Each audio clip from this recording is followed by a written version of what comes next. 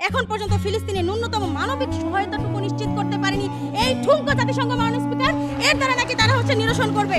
এখন পর্যন্ত ইসরায়েলের কোনো অন্যায়ের বিরুদ্ধে কোনো শাস্তিমূলক পদক্ষেপ নিতে পারেনি জাতিসংঘ মাননীয় স্পিকার। তাই কিন্তু আমরা বলছি মাননীয় স্পিকার, এই মেরুদণ্ডহীন জাতিসংঘ পারবে না। এই মেরুদণ্ডহীন জাতিসংঘের কোনো ক্ষমতাই নেই ইসরায়েলি ফিলিস্তিন সংঘ নিরসন করতে। তাহলে প্রশ্ন হলো কারা পারবে, কিভাবে পারবে, যেটা তারা আমাদের কাছে জানতে চেয়েছে। আমরা বলছি আপনারা শুনুন, যুক্তরাষ্ট্রের মধ্যপ্রাচ্যের নীতির পরিবর্তন, মার্কিন যুক্তরাষ্ট্রের মানবিকতা, পশ্চিমা দেশের মানবিকতা, মধ্যস্থতাই পারবে এই সংকট নিরসন করতে। মাননীয় স্পিকার, জাতিসংঘ কেন পারবে না এবার দেখুন। নিরাপত্তা পরিষদে 12ই অক্টোবর গাজায় মানবিক সহায়তার জন্য সাময়িক যুদ্ধবিরতির জন্য মাননীয় স্পিকার ব্রাজিল প্রস্তাব দিয়েছিল। সেখানেও এই মার্কিন যুক্তরাষ্ট্র মাননীয় স্পিকার ভেটো দিয়েছে। সেই প্রস্তাবকে পাশ করতে পারেনি জাতিসংঘ। শুধু চেয়ে চেয়ে দেখা ছাড়া এই জাতিসংঘের কিছুই করার নেই মাননীয় স্পিকার। আরো একটি কথা আপনাকে বলছি, অবগত আছেন মার্কিন ব্রিটেন জোটের কথা।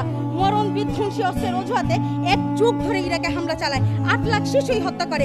জাতিসংঘ করতে এই যুদ্ধ বন্ধ করতে কি হয়েছে? ব্যর্থ হয়েছে মাননীয় স্পিকার। এখানেও জাতিসংঘ ব্যর্থ। তারপরও তারা বলবে জাতিসংঘই পারবে। এটা একটি প্রহসন, প্লিজ এগুলো বলবেন না। প্রতিষ্ঠানটি 2002 সালে আরো একটি হাস্যকর কাজ করে। কি করে? 1441 নং রেজুলেশনের মাধ্যমে ইরাক মার্কিন ব্রিটেন হামলার বৈধতা দিয়ে দেয় মাননীয় স্পিকার। এই হচ্ছে আমাদের ঠুনকো জাতিসংঘ, এই হচ্ছে আমাদের মানবাধিকার, এই হচ্ছে আমাদের আইসিসি। আজকে সব নিশ্চয় মাননীয় স্পিকার, ইসরায়েলের পাশে সবাই আছে, ফিলিস্তিনের পাশে শুধুই ফিলিস্তিনিরা আছে মাননীয় স্পিকার। আমিও চাই যুদ্ধ নিরসন হোক, আপনিও চান, পুরো বিশ্ব চায় যুদ্ধ নিরসন হোক। তাই মাননীয় স্পিকার, আসুন মানবতার স্বার্থে ইসরায়েল ফিলিস্তিন সংকট